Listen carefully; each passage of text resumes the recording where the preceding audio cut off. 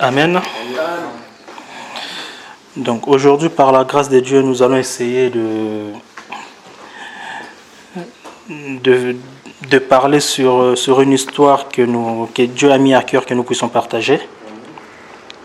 Nous allons prendre nos Bibles dans le livre de Actes des Apôtres. Actes des Apôtres, chapitre 4. À partir du verset 32, c'est un peu long, jusqu'à Actes des Apôtres, chapitre 5, verset 6. Acte 4, 32. Jusqu'à 5, verset 6. Après, chapitre 5, verset 6. On lit 32, après on lit 5, 6. On lit 32, oui, on finit à 4 et on va jusqu'à 5. Donc, on lit 32, la seconde ça. Actes des Apôtres, chapitre 4, à partir du verset 32 jusqu'à Actes des Apôtres, chapitre 5, Amen. Ok, ben je vais lire.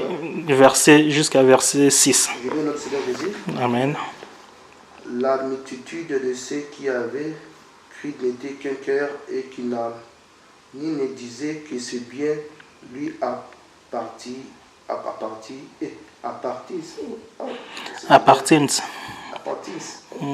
En propre, mais tout était commun entre eux. Les apôtres rendaient avec beaucoup de force témoignage de la résurrection du Seigneur Jésus. Et une grande grâce reposait sur eux tous. Car il n'y avait parmi eux aucun indigent. Tous ceux qui possédaient des champs ou des maisons les vendaient, apportaient le prix de ce qu'ils avaient vendu et les déposaient aux pieds des apôtres. Et l'on faisait des distributions à chacun celui qui en avait besoin. Joseph, surnommé par les apôtres Barnabas, ce qui signifie fils d'exhortation, lévite originaire de Chypre, vendit un champ qu'il possédait, apporta l'argent et le déposa aux pieds des apôtres. Je passe au chapitre 5. Mais un homme nommé Ananias avait Saphira, sa femme, vendit une propriété et retint une partie du prix. Sa femme le sachant, puis il apporta le reste et le déposa aux pieds des apôtres. Pierre lui dit, Ananias, pourquoi Satan a-t-il rempli ton cœur au point que tu mentes au Saint-Esprit et que tu aies retenu une partie du prix du champ? S'il n'est pas été vendu, ne te resterait-il pas? Et après qu'il a été vendu le prix, n'était-il pas à ta disposition? Comment as-tu pu mettre à ton cœur un pareil dessein? Ce n'est pas à des hommes que tu as menti, mais à Dieu. Ananias entendit ces paroles, tomba et expira. Une grande crainte saisit tous les auditeurs. 6, pour terminer. Le jeune Jean s'étant levé, l'enveloppèrent, l'emportèrent et l'ensevelirent. Amen. Donc ici, la Bible nous parle un peu d'une histoire, comment les apôtres fonctionnaient. Bon, ici, aujourd'hui, nous allons vraiment un petit peu faire monter par l'échelle de Jacob et nous allons descendre par le corps de notre Seigneur Jésus-Christ. Parce que nous voyons que la Bible nous dit que Jacob voyait l'échelle, c'est-à-dire dans l'échelle, il y avait des anges qui montaient, descendre. Donc nous, on va monter par l'échelle de Jacob. Et Jésus-Christ nous confirme en nous disant que non, aujourd'hui, vous verrez les anges monter, descendre du Fils de l'homme. Donc nous allons descendre par le Fils de l'homme. C'est-à-dire nous allons parler par révélation et nous toucherons aussi la doctrine. Alors ici, par rapport à cette histoire, nous voyons que les Écritures nous attestent comment les disciples fonctionnaient. La Bible dit premièrement que une fois relâché, la foule de ceux qui avaient cru n'était qu'un cœur et qu'une âme. La Bible nous montre déjà que tous, malgré la multitude qu'ils étaient, mais eux tous formaient qu'un seul corps, c'est-à-dire un seul cœur et une âme. Or, un corps ne peut fonctionner un corps ne peut pas fonctionner s'il y a encore d'autres membres extérieurs qui viennent se rajouter. un corps fonctionne par rapport au nombre de membres que Dieu a fait en sorte que le corps puisse composer, afin que le corps puisse être au complet. La multitude qu'ils étaient, parmi eux, il y avait ceux qui se disaient que non, j'en faisais partie aussi de ce corps. Mais malgré cela, nous voyons à la fin que il y en avait malheureusement beaucoup aussi qui ne faisaient pas partie de ce corps. Nous allons prendre l'histoire de cet homme d'Ananias. Cet homme et sa femme, ils avaient aussi leurs biens à eux. Ils pouvaient les garder aussi, ces biens-là, parce qu'on ne les avait pas imposés de les vendre. Mais du moment où ils viennent pour faire justement l'engagement, pour prendre l'engagement avec Dieu en disant que nous allons vendre nos biens et nous allons donner justement le prix aux apôtres afin de distribuer aux gens qui en avaient besoin. Mais cet homme et sa femme, la Bible nous atteste en nous disant qu'ils sont partis vendre leur propriété, mais ils ont gardé une partie. Or, on ne les avait pas imposés. Ici, nous sommes en train de voir déjà le manque d'obéissance. Car la Bible nous dit que l'obéissance vaut mieux que le sacrifice. Au moment où le corps, c'est-à-dire le corps, les disciples, eux tous, ils vendaient leurs biens et ils ramenaient tout le butin aux pieds des apôtres afin de distribuer aux gens qui en avaient besoin. Nous comprenons que c'était devenu l'engagement qu'ils avaient pris auprès de leur Dieu. C'est-à-dire, moi, je vendrai tout ce que je peux vendre afin de ramener le butin pour donner aux gens qui en avaient besoin. Malheureusement, Ananias et Saphira, ils ont aussi justement pris cet engagement, mais à la fin, ils n'ont pas respecté leur engagement.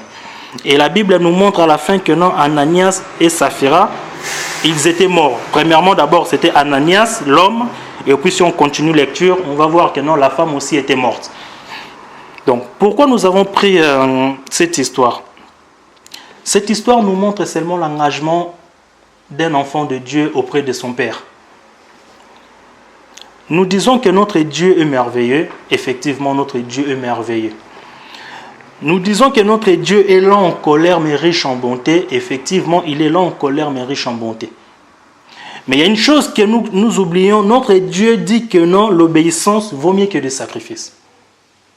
En toute chose, notre Dieu a besoin d'abord de voir l'obéissance d'un enfant auprès de son papa. Car les Écritures nous disent que non, enfants, obéissez en toute chose à vos parents. Mais ici, nous voyons que Ananias n'a pas obéi justement au commandement du Père. Donc Ananias était devenu un enfant désobéissant. Or, l'enfant qui n'obéit pas à son papa, cet enfant-là mérite la mort. Nous pouvons prendre même les Écritures dans le livre de Genèse. Je crois que c'est Genèse 2. Genèse 2 à partir du verset 17, je crois, si je ne dis pas de bêtises, où Dieu est en train de parler à Adam en lui disant que le jour où tu mangeras le fruit de cet arbre, tu mourras. Je crois que c'est Genèse 2. Donc nous comprenons que là-bas, Dieu était aussi en train de dire à Adam comment tu dois fonctionner. Et ce que Dieu attendait de Adam, c'était juste l'obéissance. L'obéissance que Dieu attendait de Ananias et Saphira ici, c'était la même chose que Dieu attendait de Adam dans le jardin. Malheureusement, lorsque nous lisons la suite de l'histoire, nous voyons que Adam n'avait pas obéi justement à l'engagement qu'il avait pris auprès de Dieu. Parce que Dieu, nous croyons que Dieu, lorsqu'il disait à Adam, Adam répondait « Oui, papa, j'ai entendu. Oui, papa, je ne le ferai pas. » Donc, Adam était aussi en train d'en prendre l'engagement avec Dieu. Mais malheureusement, la Bible nous atteste en nous disant qu'Adam n'avait pas respecté son engagement. Et Adam, le jour où il a mangé ce fruit, la Bible nous atteste qu'Adam était mort. Parce que nous croyons qu'Adam était mort parce que la Bible dit que le jour où tu mangeras, tu mourras. Donc nous comprenons qu'Adam était mort. Mais par rapport à ces deux points, nous sommes en train de voir qu'Adam était mort. Mais si nous continuons à lire les Écritures, nous voyons qu'on parle toujours d'Adam. Adam a eu des enfants, Adam a fait ceci. Et ici, par rapport à Ananias et Saphira, nous allons voir que l'homme et la femme, ils sont morts physiquement. Nous devons comprendre que les Écritures parlent en deux temps. Nous avons le temps de l'ombre et le temps de la lumière. Adam qui est mort, pourquoi nous croyons et nous disons que Adam était mort? Toujours nous retournons dans le jardin. Dieu est en train de dire, Dieu nous atteste en nous disant qu'il venait chaque soir pour communiquer avec Adam. C'est-à-dire, Adam avait la facilité de parler avec Dieu. Adam avait la facilité de dialoguer avec Dieu. Adam était considéré comme Dieu parce que la personne qui peut parler avec Dieu, c'est juste la personne qui doit avoir l'Esprit de Dieu. Donc, quand tu as l'Esprit de Dieu, tu es devenu un Dieu. Mais or, Adam, le jour où il a mangé ses fruits, nous comprenons qu'Adam était mort. Pourquoi Adam était mort? Adam était mort tout simplement parce que Adam n'avait plus la possibilité de se présenter devant Dieu. Or, le manque de possibilité de se présenter devant Dieu, nous comprenons que c'était la mort. Parce que le Père, c'est le Fils. Comme nous attestent les Écritures, je crois dans le livre de Jean 10, si vous pouvez juste me confirmer s'il vous plaît, Jean 10, à partir du verset 30, je crois.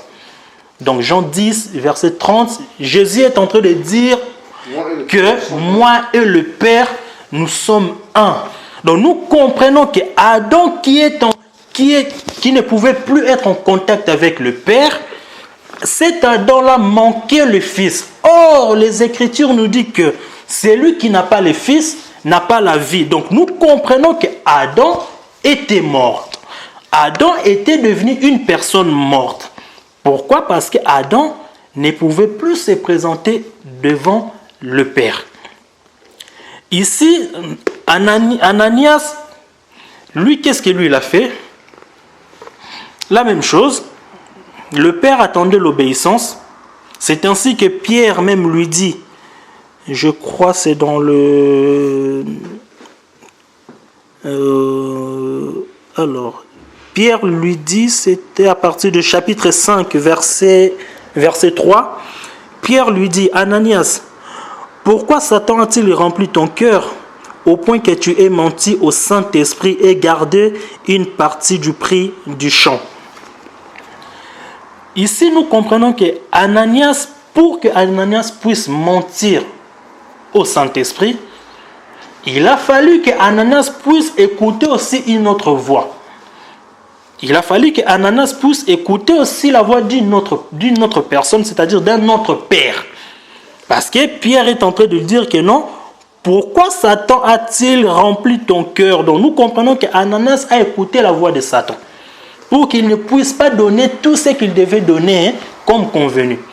Et ici, nous sommes en train de voir aussi Adam, pour que Adam puisse désobéir au Père, il a fallu que Adam puisse aussi écouter la voix de sa femme. Or, la voix de sa femme, la femme ne peut pas parler parce que la femme est là pour écouter.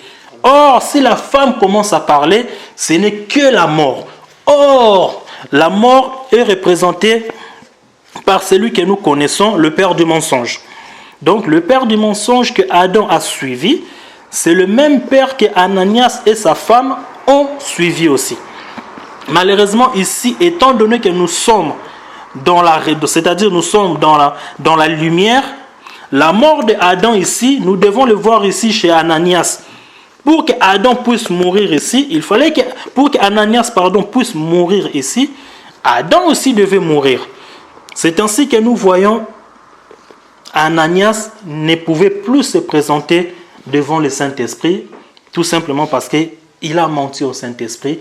Et le mensonge au Saint-Esprit, ce n'est rien d'autre que désobéissance à ce que le Saint-Esprit avait ordonné. Et nous comprenons automatiquement, les jours où tu mangeras de ces fruits, tu mourras. Or, le fruit en question, ce n'est rien d'autre que le péché. Or, le salaire du péché, ce n'est rien d'autre que la mort. Donc, Ananias qui est en train de mourir ici, Ananias meurt pas parce que Dieu avait besoin de son argent. Non. Ananias meurt pas parce que Dieu était jaloux ou ne pouvait pas avoir tout ce que Ananias avait. Non. Ananias est mort tout simplement parce que il a désobéi à la parole de Dieu. Dieu a dit, tu vends, tu ramènes tout ce que tu as vendu, mais Ananias, lui, il a fait la moitié en désobéissant. Par rapport à cette histoire, nous allons maintenant essayer un petit peu d'exhorter quelqu'un.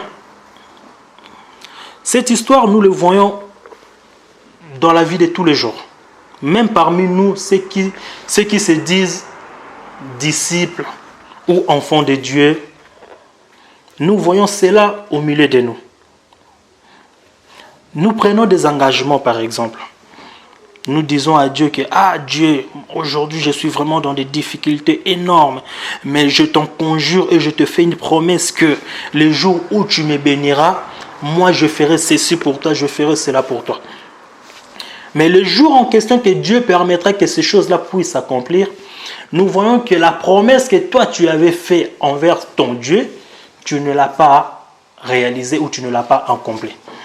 Tout simplement pourquoi? Parce que tu as écouté la voix d'un autre Père. Or, un enfant de Dieu est censé à écouter toujours la voix de son papa. Parce qu'un enfant qui est obéissant, c'est un enfant qui écoute avec toute son intention ce que le Père dit. Donc, nous voyons ça dans la vie de tous les jours. Nous prenons des engagements pour X ou Y choses. Nous prenons des engagements, par exemple, comme pour nous, par exemple, pour la cotisation de la salle.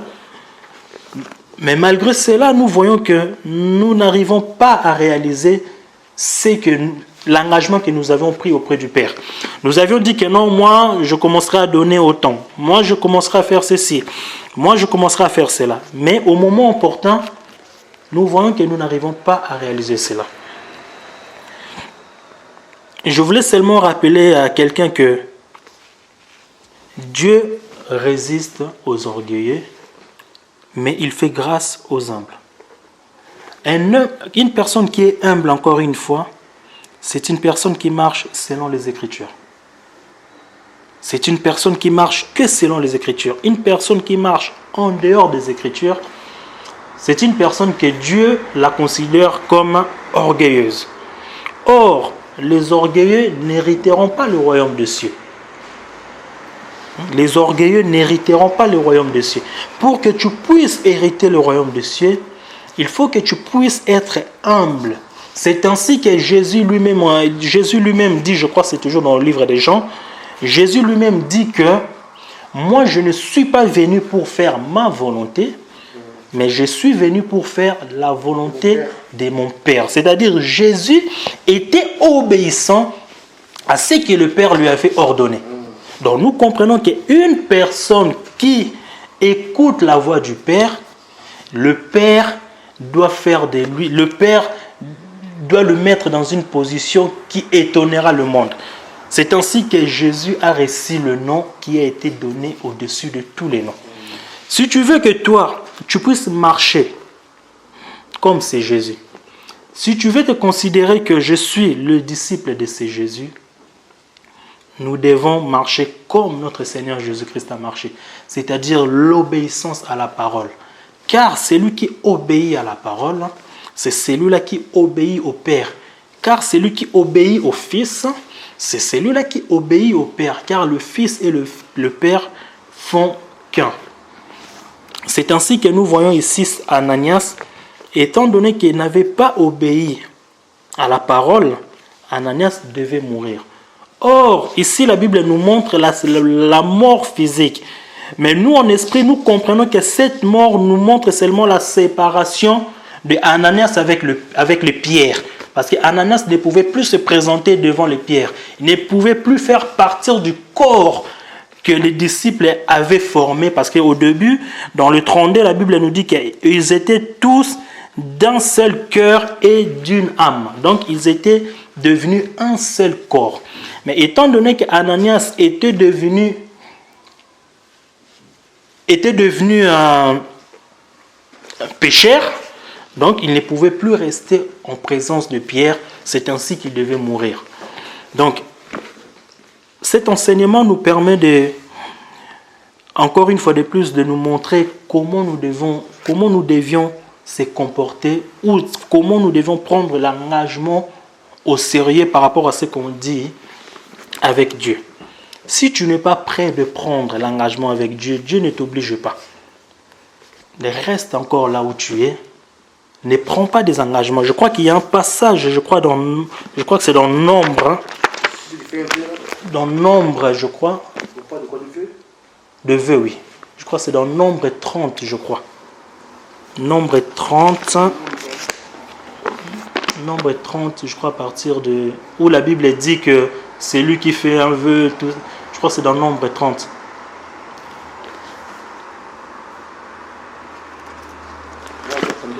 Nombre 30, je crois que c'est ça.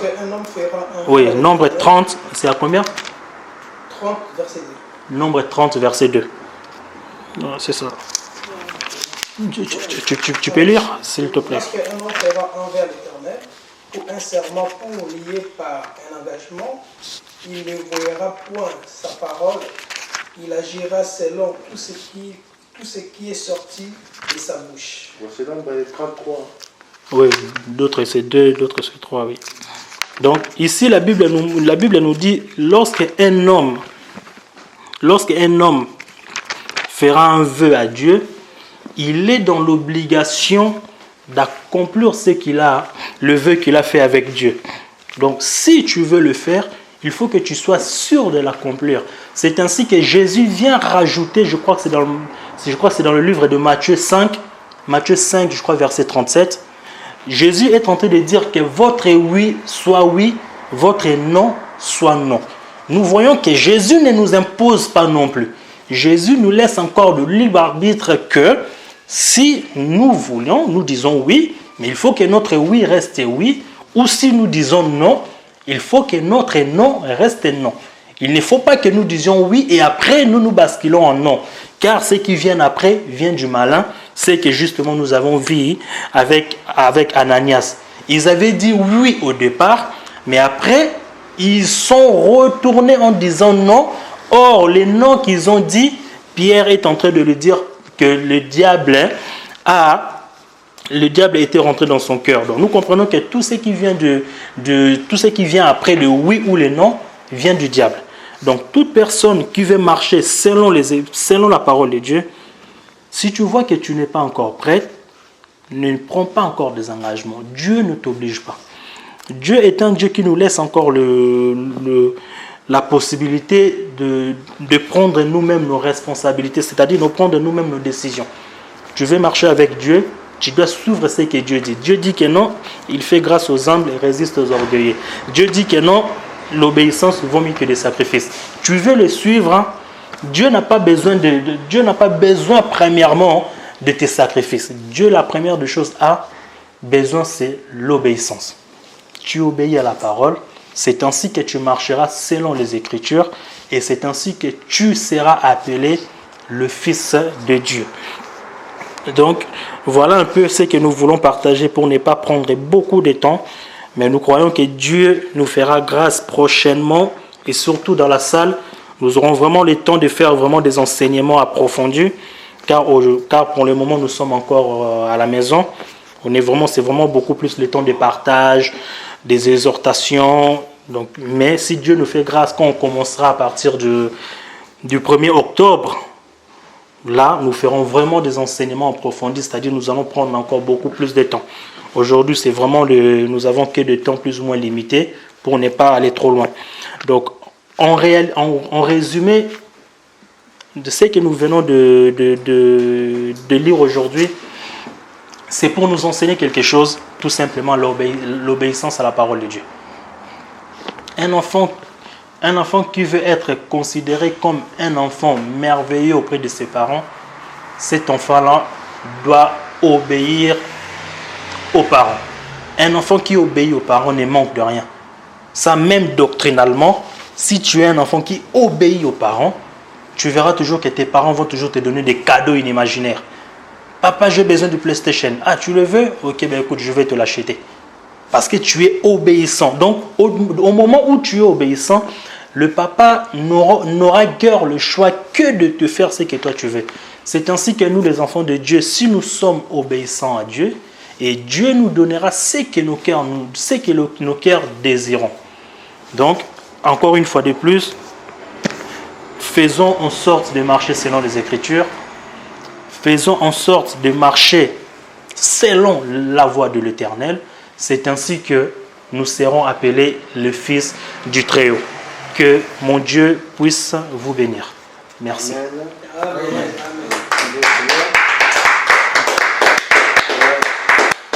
En faisant juste compléter le frère, je sais pas si par rapport au vœu, parce que le bien-aimé nous a parlé par rapport au vœu. Il faut aussi savoir que celui qui a fait le premier vœu et il a réalisé, c'est notre Seigneur Jésus-Christ. Quand tout le monde se rappelle dans le livre d'Hébreux chapitre 10, quand il parlait, Dieu lui a formé un corps, tu m'as formé un corps. Il a voulu ni sacrifice ni holocauste. Le voici, donc il s'est présenté. Je viens pour faire. Je viens pour faire. Donc il a fait un vœu et il a réalisé ce vœu-là. Amen. Donc rappelons-nous chaque fois à le livre d'Hébreux chapitre 10 que tout le monde connaît. Donc le vœu que Jésus-Christ lui-même a fait et il a accompli ce vœu-là, quoi. Il est lui-même le premier, c'est pour cela il est le supérieur de toutes choses. C'est le seul, même il y avait des prophètes qui étaient avant lui, mais lui il était le premier à venir se sacrifier. Aucun prophète s'est sacrifié pour nous.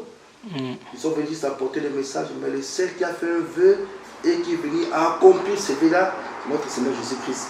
Vraiment que le Seigneur bénisse vraiment ce message. Et j'espère que tout le monde a pris sa part et ça a complété par rapport à notre journée. Donc nous allons remercier le Seigneur.